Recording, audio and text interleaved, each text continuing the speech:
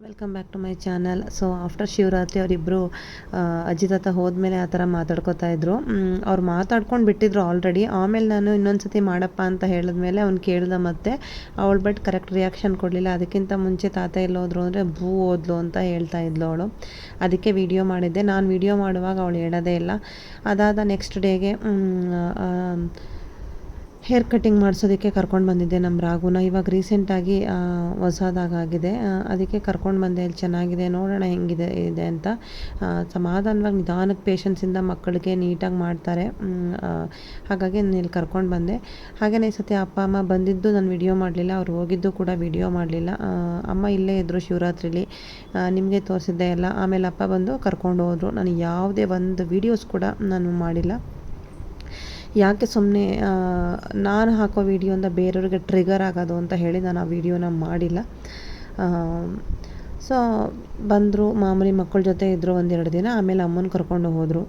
ಅಮ್ಮನಿಗೂ ಕೂಡ ಕಣ್ಣು operation ಆಗಿತ್ತಲ್ವ, so ಒಂದು ವಾರ ರೆಸ್ಟ್ ಮಾಡಿದ್ರು. ಒಂದು 15 ದಿನ ಆಯಿತು ಆಲ್ಮೋಸ್ಟ್ ಇಲ್ಲಿಂದ ಹೊರಡುವಾಗ. ಸೊ ಇವಾಗ ಅಲ್ಲಿ ಹೋದರೆ ಅಡುಗೆ ಗಿಡ್ಗೆ ಎಲ್ಲ ಮಾಡೋದಕ್ಕೆ ಮ್ಯಾನೇಜ್ ಆಗುತ್ತೆ, ಏನೂ ತೊಂದರೆ ಇಲ್ಲ.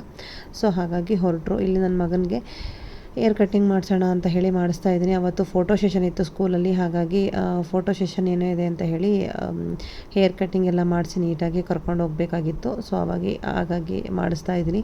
ಎಷ್ಟು ನೀಟಾಗಿ ಮಾಡಿಸ್ಕೊತಾ ಇದ್ದಾನೆ ನೋಡಿ ಕಳ್ಳ.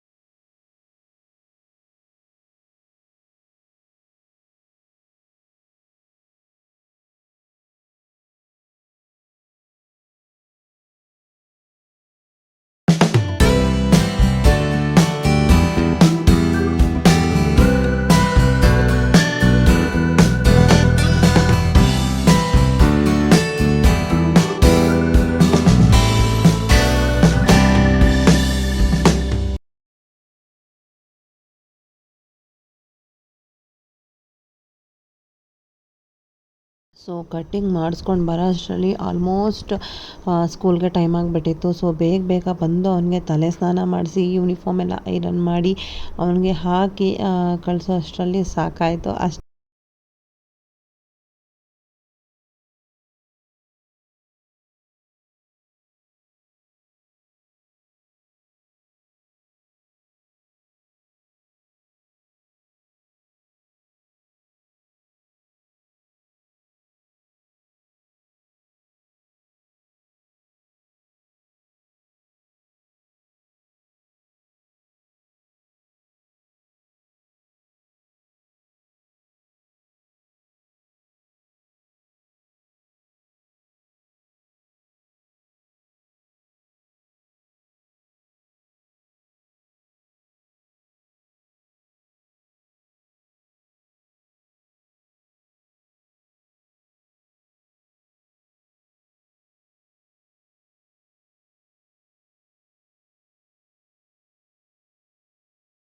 ಇದೇನಪ್ಪ ಅಂತ ಹೇಳಿದ್ರೆ ನಮ್ಮ ಏರಿಯಾದಲ್ಲಿ ಒಂದು ಚೌಟ್ರಿನಲ್ಲಿ ಫ್ರೀಯಾಗಿ ಈ ಮಂಡಿ ನೋವು, ಕಾಲು ನೋವು, ಇದಕ್ಕೆ ಏನೇನಿದೆ ಅದಕ್ಕೆಲ್ಲ ಪರ್ಮನೆಂಟ್ ರಿಲೀಫ್ ಕೊಡ್ತೀವಿ, ಮಸಾಜ್ ಮಾಡಿ ಅಂತ ಹೇಳಿದ್ರು. ಅದಕ್ಕೆ ನೋಡೋಣ ಅಂತ ಹೇಳಿ ಹೋಗಿದ್ವಿ.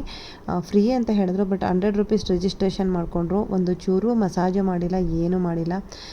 ಜಸ್ಟ್ ಕೂರಿಸಿ ಮಂಡಿಗೆ ಎಣ್ಣೆ ಹಾಕ್ಬಿಟ್ಟು ಕಳಿಸ್ತಾರೆ, ಕಾಲಿಗೆ ಎಣ್ಣೆ ಹಾಕಿ ಕಳಿಸ್ತಾರೆ, ಬೆನ್ನಿದ್ರೆ ಬೆನ್ನಿಗೆ ಎಣ್ಣೆ ಹಾಕಿ ಕಳಿಸ್ತಾರೆ. ಒಂದು ಸ್ವಲ್ಪ ಲೈಟಾಗಿ ಹಿಂಗೆ ಎಳೆದ್ಬಿಟ್ಟು ನಟಿಕೆ ಥರ ತೆಗೆ ಥರ ಮಾಡಿಬಿಟ್ಟು ಕಳಿಸ್ತಾರೆ.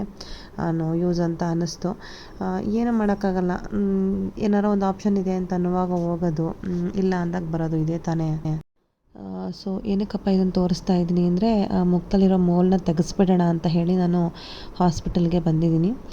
ನನ್ನ ಮುಖ ನೋಡ್ತಾ ಇರ್ಬೋದು, ಫುಲ್ಲು ಡಲ್ಲಾಗಿದೆ, ಫುಲ್ಲು ಹತ್ಕೊಂಡು ರಂಪರಾದಂತ ಮಾಡಿಕೊಂಡೇ ಬಂದಿದ್ದೀನಿ. ಏನೋ ಗೊತ್ತಿಲ್ಲ, ಈ ಇಯರು ಒಂಚೂರೂ ಚೆನ್ನಾಗಿಲ್ಲ ಅಂದರೆ ಚೆನ್ನಾಗಿಲ್ಲ, ನೆಮ್ಮದಿ ಅನ್ನೋದೇ ಇಲ್ಲದೆ ಇರೋ ಥರ ಆಗಿಬಿಟ್ಟಿದೆ. ಆಲ್ಮೋಸ್ಟ್ ಇದೂ ಕೂಡ ಅಷ್ಟೇ 1 ಇಯರಿಂದ ತೆಗಿಸ್ಬೇಕು ಅಂತಿದ್ದೆ, ಬಟ್ ತೆಗ್ಸೋಕ್ಕೆ ಆಗಿರಲಿಲ್ಲ. ನನ್ನ ಕನ್ಸಲ್ಟೇಷನ್ ಮಾಡೋಕ್ಕೆ ಹೋಗ್ತೀನಲ್ಲ ಗೈನಕಾಲಜಿಸ್ಟ್ ಹತ್ರ, ಅವರು ಒಂದು ನಂಬರ್ ಕೊಟ್ಟಿದ್ದರು, ಅದನ್ನು ಮಿಸ್ ಮಾಡ್ಕೊಂಡ್ಬಿಟ್ಟಿದ್ದೆ. ಆಮೇಲೆ ಟಾಕ್ ವಿತ್ ಚೈತ್ರ ಅಂತ ಒಬ್ಬರು ಯೂಟ್ಯೂಬರ್ ಮಾಡ್ತಾರೆ, ಅವರು ರಾಮಯ್ಯ ಹಾಸ್ಪಿಟಲ್ ತೆಗ್ಸಿದ್ರು. ಏನು ಅಂತ ಖರ್ಚಾಗಲಿಲ್ಲ, ವಿತಿನ್ 1000 ರುಪೀಸಲ್ಲಿ ಅಂತ ಹೇಳಿದರು. ಸೊ ಅಲ್ಲೋಗೋಣ ಅಂತ ಎಲ್ಲ ಪ್ರಿಪ್ರೇಷನ್ ಮಾಡ್ಕೊಂಡಿದ್ದೆ ನಾನು. ಆಮೇಲೆ ಅಲ್ಲಿಗೆ ಹೋಗೋಣ, 14 ಕಿಲೋಮೀಟರ್ ಆಗುತ್ತೆ, ಒಂದು 15 ಕಿಲೋಮೀಟರ್ ಅಂತ ಹೇಳಿದ್ದಕ್ಕೆ ಹೋಗ್ಬಾ ಅಂತ ಹೇಳಿಬಿಟ್ರು.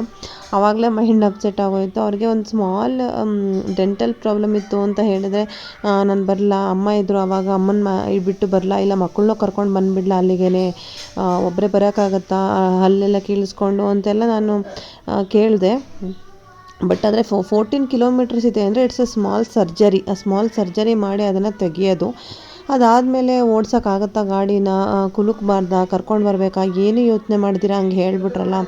ಅದಕ್ಕೆ ಬೇಜಾರಾಗಿ ಏನಕ್ಕೆ ಹೋಗಪ್ಪ ನಾವಿಷ್ಟೊಂದೆಲ್ಲ ಉಳಿಸಿ ಅಷ್ಟು ದೂರ ಹೋಗಬೇಕು ಅನ್ನೋದೇನು ಅಂತ ಮೈಂಡಿಗೆ ಬೇಜಾರಾಯಿತು. ಅದಕ್ಕೆ ಬೇಡ ಅಂತ ಅದನ್ನ ಕ್ಯಾನ್ಸಲ್ ಮಾಡಿಕೊಂಡು ಉತ್ರಳ್ಳಿಲಿರೋದನ್ನೇ ನೋಡಿದೆ. ಉತ್ರಳ್ಳಿಲಿರೋದಕ್ಕೂ ಇನ್ನೇನು ಹೋಗಬೇಕು ಅನ್ನೋ ಅಷ್ಟರಲ್ಲಿ ಅಲ್ಲಿಗೂ ನೀನು ಹೋಗಿರು, ಅಲ್ಲೇನಾದರೂ ಜೊತೆಗೆ ಯಾರೋ ಬಂದಿಲ್ವಾ ಅಂತ ಹೇಳಿದ್ರೆ ಫೋನ್ ಮಾಡು, ಬರ್ತೀನಿ, 1 ಕಿಲೋಮೀಟ್ರ್ ತಾನೇ ಅಂತ ಹೇಳಿದ್ರು. ಸೊ ಆವಾಗಲೂ ಬೇಜಾರಾಯಿತು. ಆವಾಗಲೂ ಹತ್ಕೊಂಡು ರಂಪ ಮಾಡ್ಕೊಂಡು, ಸರಿ ಬಿಡಿ ನೀವು ಬರಬೇಡಿ ಅಂತೇಳಿ ಹತ್ಕೊಂಡೆಲ್ಲ ಹೋಗಿದ್ದೀನಿ. ಅದಕ್ಕೆ ಕಣ್ಣೆಲ್ಲ ಹಂಗಿದೆ. ಹತ್ಕೊಂಡು ನಾನೇ ಗಾಡಿ ತೊಗೊಂಡು ಹೋಗಿ ಆಪ್ರೇಷನ್ ಮಾಡಿಸ್ಕೊಂಡು ಅದನ್ನು ತೆಗೆಸ್ಕೊಂಡು ಮತ್ತೆ ಗಾಡಿನಲ್ಲಿ ನಾನೇ ಮನೆಗೆ ಬಂದೆ. ಅಂತಿರಲ್ಲ, ನಾನು ಜಗಳ ಮಾಡೋದಿಲ್ಲ, ಇನ್ನೊಂದು ಮಾಡೋದಿಲ್ಲ, ಎಲ್ಲ ಮಾಡಿಕೊಡ್ತಾರೆ, ಹೆಲ್ಪಿಂಗ್ ನೇಚರ್ ಇದೆ ಅಂತ. ಕೆಲವೊಂದು ಟೈಮ್ ಅವರು ಬೇಜಾರು ಮಾಡ್ತಾರೆ, ಇಲ್ಲ ಅಂತಲ್ಲ. ನಾನು ಅದನ್ನು ಎಲ್ಲ ಶೇರ್ ಮಾಡ್ಕೊಳ್ಳೋದಿಲ್ಲ, ಯಾಕೆಂದರೆ ನಂಗೆ ಶೇರ್ ಮಾಡೋಕ್ಕೆ ಇಷ್ಟ ಇಲ್ಲ. ನಾನು ಇದುವರೆಗೂ ಅಷ್ಟೇ, ನನ್ನ ಒಂದು 10 ವರ್ಷದ ವೀಡಿಯೋ ಫೇಸ್ಬುಕ್ಕು ಎಲ್ಲ ತೆಗೆದ್ರು, ನನ್ನ ಮದುವೆ ಆಗಿರೋದ್ರಿಂದ ತೆಗೆದ್ರು, ನಿಮ್ಗೆ ಏನು ಹುಡ್ಕೋದ್ರು ನನ್ನ ಹಸ್ಬೆಂಡ್ ಬಗ್ಗೆ ಜಗಳ ಆಗಲಿ ಇನ್ನೊಂದಾಗಲಿ ಸಿಗೋದಿಲ್ಲ. ನಾವು ಎಷ್ಟು ಖುಷಿಯಾಗಿದ್ದೀವಿ ಅದನ್ನು ಮಾತ್ರ ನಾನು ಶೇರ್ ಮಾಡ್ತೀನಿ ಯಾವಾಗಲೂ ಕೂಡ. ಸೊ ಹಾಗಂತ ನಾವು ಜಗಳನೇ ಆಡೋದಿಲ್ಲ, ಅಥವಾ ಇವರು ಎಲ್ಲ ಮಾಡಿಕೊಡ್ತಾರೆ, ನಾನು ಹೇಳಿದ್ದೆಲ್ಲ ಮಾಡಿಕೊಡ್ತಾರೆ, ನಾಗಪ್ಪ ಅವ್ರು ಹೇಳ್ದಂಗೆ ಇರ್ತಾರೆ ಅಂತೆಲ್ಲ ಅಂದ್ಕೊಳ್ಳೇಬೇಡಿ. ಅವ್ರಿಗೆ ಏನು ಇಷ್ಟ ಅವ್ರು ಅದೇ ಮಾಡೋದು, ಅವ್ರಿಗೆ ಇಷ್ಟ ಇದ್ರೇ ಮಾಡೋದು, ಇಲ್ಲ ಅಂದರೆ ನೀವು ತಿಪ್ಪರ್ಲಾಗ ಹಾಕಿದ್ರು ಅವ್ರಿಗೇನೂ ಮಾಡಿಕೊಡಲ್ಲ. ಆ ಥರ ಕ್ಯಾರೆಕ್ಟರ್ ಅವರು. ಸೊ ಹಾಗಾಗಿನೇ ಇದನ್ನ ವಿಡಿಯೋದಲ್ಲಿ ಹೇಳ್ತಾ ಇದ್ದೀನಿ ಅಷ್ಟೇ.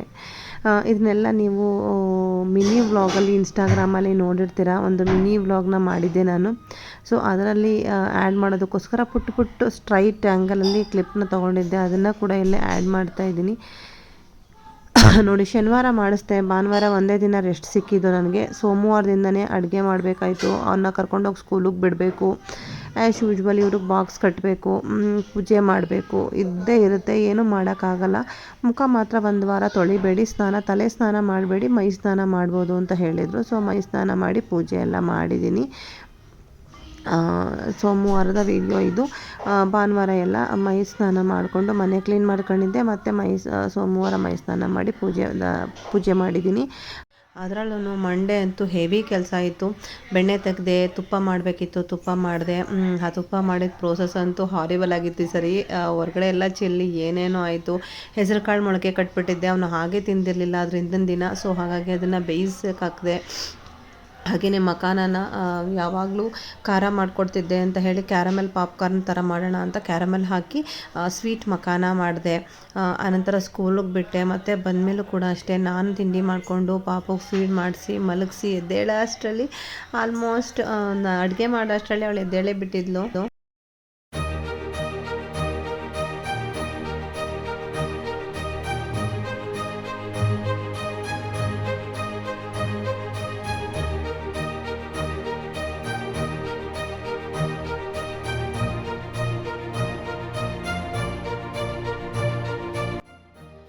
ಸೊ ತೊಗೊಂಡೋಗಿ ಸ್ಕೂಲಿಗೆ ಬಿಟ್ಟು ಬರ್ತಾ ಅಲ್ಲಿ ಈರುಳ್ಳಿ ಮಾರ್ತಾಯಿದ್ರು. ಆನ್ ದಿ ವೇನಲ್ಲೇ ಸಿಗುತ್ತೆ ನಮಗೆ. 2 ನಿಮಿಷದಲ್ಲಿ ಈರುಳ್ಳಿ ಮತ್ತು ಹಾಲು 2 ತೊಗೊಂಡ್ಬಿಡ್ತೀನಿ. ಹಾಲು ಮೊಸರಂತೂ ಬೇಕೇ ಬೇಕು ಮನೆಗೆ. ಸೊ 1 ಲೀಟ್ರ್ ಹಾಲು, ಅರ್ಧ ಲೀಟ್ರ್ ಮೊಸರು ತೊಗೊಂಡೆ, ಹಾಗೆ ಈರುಳ್ಳಿಗಳು ತೊಗೊಂಡು ಮನೆಗೆ ಬಂದೆ. ಮೇಡಮ್ ಅವರು ಎಲ್ಲ ಕೆಳಗಡೆಗೆ ಹಾಕಿ ಬಿಸಾಕಿ ಕೂತಿದ್ರು ರಗಳೆ ಮಾಡ್ತಾ. ಅದಕ್ಕಿಂತ ಮುಂಚೆ ಎಲ್ಲ ಆರಿತ್ತಲ್ಲ, ತುಪ್ಪ ಎಲ್ಲ ಆರಿತ್ತು, ಅದನ್ನು ಸ್ಟೋರ್ ಮಾಡಿ ಎತ್ತಿಡ್ತಾ ಇದ್ದೀನಿ. ಸೊ ಆಮೇಲೆ ಅಡುಗೆ ಮನೆಯೆಲ್ಲ ಸ್ವಲ್ಪ ಸೆಲ್ಫೆಲ್ಲ ಕ್ಲೀನ್ ಮಾಡಿ ಮೇಡಮ್ ಅವ್ರನ್ನ ಆಟ ಆಡೋಕ್ಕೆ ಬಿಟ್ಟು ತಿಂಡಿ ತಿನ್ಕೊಳ್ಳೋಣ ಅಂತ ಹೊರಟೆ. ಸೊ ಚಪಾತಿ ಮಾಡಿದ್ದೆ, ತಿಂಡಿ ಎಲ್ಲ ತಿಂದ್ಕೊಂಡು ನೋಡಿ ಶೆಲ್ಫೆಲ್ಲ ಕ್ಲೀನ್ ಮಾಡಿ ಅಡುಗೆ ಮಾಡಿ ಬಟ್ಟೆ ಎಲ್ಲ ಒಂಚೂರು ವಾಶ್ಗೆ ಹಾಕೋಣ ಅಂತ ಹೇಳಿ ವಾಷಿಂಗ್ ಮಿಷಿನ್ಗೆ ಹಾಕಿ ಅದು ಒಗೆದು ಎಲ್ಲ ರೆಡಿ ಮಾಡೋ ಅಷ್ಟರಲ್ಲೇ ಪುಟ್ಟಿ ಎದ್ಬಿಟ್ಟಿದ್ದಾಳೆ. ಸೊ ಇನ್ನೇನು ಮಾಡೋದು ಅಂತ ಹೇಳಿ ಅವಳು ಎದ್ಮೇಲೆ ಅವಳನ್ನ ಎತ್ಕೊಂಡು ಅವಳನ್ನ ಕಂಪ್ಲೀಟಾಗಿ ಸ್ನಾನ ಎಲ್ಲ ಮಾಡಿಸಿ ಫ್ರೆಶ್ ಅಪ್ ಮಾಡಿಬಿಡ್ತೀನಿ. ಯಾಕೆಂದರೆ ಮಧ್ಯಾಹ್ನದೊಟ್ಟು ಅವಾಗ ತಾನೇ ಎದ್ದಿರ್ತಾಳಲ್ವ, ಅವಳು ಮನೇಲಿ ಇರೋದಿಲ್ಲ, ನನ್ನ ಜೊತೆಗೆ ಬರಬೇಕು ರಾಗು ಕರ್ಕೊಂಬರೋಕ್ಕೆ ಅಂತಾಳೆ. ಅಣ್ಣನ ಕರ್ಕೊಂಬರೋಕ್ಕೆ ಆಲ್ಮೋಸ್ಟ್ 1 ಗಂಟೆ ಆಗೋಯ್ತು ಟೈಮ್.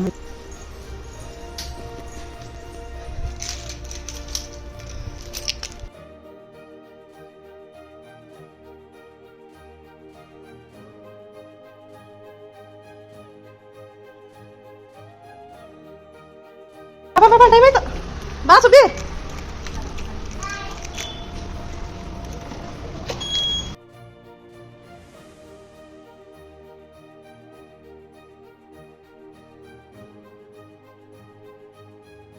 ಸೊ ಸ್ಕೂಲಿಂದ ಕರ್ಕೊಂಡು ಬರ್ತಾ ಎಳ್ನೀರು ಕುಡಿಬೇಕು ಅಂದ ನನ್ನ ಮಗ. ಅಲ್ಲೇ ಎಳ್ನೀರು ಕುಡಿಸ್ದೆ. ಪುಟ್ಟಿಗೆ ಆ ಸ್ಟ್ರಾನಲ್ಲಿ ಕುಡಿಯೋಕ್ಕೆ ಬರೋದಿಲ್ಲ, ಹಾಗಾಗಿ ಒಂದೆರಡು ಎಳ್ನೀರು ಪಾರ್ಸಲ್ ತೊಗೊಂಡೆ. ಮನೆಗೆ ಬಂದು ಲೋಟಕ್ಕೆ ಹಾಕ್ಕೊಟ್ರೆ ಕುಡಿತಾಳೆ. ಹಾಗಾಗಿ ಮನೆಗೆ ತೊಗೊಂಡು ಕೂಡ ಬಂದೆ. ಬಂದಮೇಲೆ ಆ್ಯಸ್ ಯೂಶ್ವಲ್ ಸ್ಲಿಪ್ಪರೆಲ್ಲ ಬಿಟ್ಟು ಮನೆ ಒಳಗಡೆ ಹೋಗಿ ಅವನಿಗೆ ಬಟ್ಟೆ ಎಲ್ಲ ರಿಮೂವ್ ಮಾಡ್ತಾನೆ, ಬೇರೆ ಬಟ್ಟೆ ಹಾಕ್ಕೊತಾನೆ, ಕೈಕಾಲು ಮುಖ ತೊಳಿತಾನೆ, ಬ್ಯಾಗ್ ತೊಗೊಂಡೋಗಿ ಒಂದು ಕಡೆ ಇಡ್ತಾನೆ. ಸೊ ಇದೆಲ್ಲ ರೂಟೀನು ಮಾಡ್ತಾನೆ. ಎಳ್ನೀರು ಹೊಡ್ಕೊಡೋಣ ಅಂತ ಹೇಳಿ ಎಳ್ನೀರು ಹೊಡ್ಕೊಡ್ತಾ ಇದ್ದೀನಿ. ಇವಾಗಂತೂ ಒಂದು ಎಳ್ನೀರಿಗೆ 45 ರುಪೀಸು. ನಾವು 3 ಜನನೂ ಕುಡಿಬೇಕು ಅಂದರೆ ಅಲ್ಲೇ 150 ರೂಪಾಯಿ ಆಗೋಗ್ಬಿಡುತ್ತೆ. ಅದಕ್ಕೆ ಬೇಡಪ್ಪ, ಇದನ್ನ ಎಷ್ಟು ಕುಡ್ಸೋಕ್ಕಾಗತ್ತೆ. ಅದಕ್ಕೆ ಮಕ್ಕಳಿಗೆ ಒಂದು 20 ರುಪೀಸ್ದು ಕಾಯಾಗಿರೋದನ್ನ ಎಳ್ನೀರು ಕೊಡ್ತಾರೆ. ಅಲ್ಲಿ ನೋಡಿಬಿಟ್ಟು ಮಕ್ಳಿಗೆ ಒಂದೊಂದು ದಿವಸ ಅದನ್ನೇ ಕುಡಿಸೋದು ನಾನು. ಅದನ್ನು ಕುಡಿಸ್ಬಿಟ್ಟು ನಾನು ಬಂದು ಮನೇಲಿ ನಿಂಬೆಹಣ್ಣಿನ ಶರ್ಬತ್ತು ಮಾಡ್ಕೊಂಡು ಕುಡಿದೆ. ಅದಾದಮೇಲೆ ಸಂಜೆ ವ್ಲಾಗ್ ಮಾಡ್ತಾಯಿದ್ದೀನಿ. ಮಧ್ಯಾಹ್ನ ಮಾಡಲೇ ಇಲ್ಲ, ಇಬ್ರಿಗೂ ಊಟ ಮಾಡಿಸ್ದೆ. ಆಮೇಲೆ ಲಾಲಿಗೆ ಹಾಕಿ ತೂಗಬೇಕು, ಫೀಡ್ ಮಾಡಿಸ್ಬೇಕು, ಇಷ್ಟೆಲ್ಲಾಗಲಿ ಮಾಡೋ ಅಷ್ಟರಲ್ಲಿ ಮತ್ತೆ ಮನೆ ಕ್ಲೀನ್ ಮಾಡೋ ಅಷ್ಟರಲ್ಲಿ ಮತ್ತೆ ಇಬ್ಬರು ಎದ್ದಿರ್ತಾರೆ. ಮತ್ತೆ ಅವರಿಬ್ರಿಗೂ ಹಾಲು ಕೊಡು, ಸ್ನ್ಯಾಕ್ಸ್ ಕೊಡು, ಹೀಗೆ ಆಯಿತು. ನಂಗೆ ಟೈಮೇ ಆಗಲಿಲ್ಲ ವೀಡಿಯೋ ಮಾಡೋದಕ್ಕೆ. ಇದು ಬಂದು ಸಂಜೆ ವ್ಲಾಗು. ಸಂಜೆ ನೋಡಿ ಎಲ್ಲ ಮುಗಿಸಿ ರಾಗಿ ಸರಿ ಮಾಡ್ಕೊಂಡು ಕುಂತಿದ್ದೀನಿ.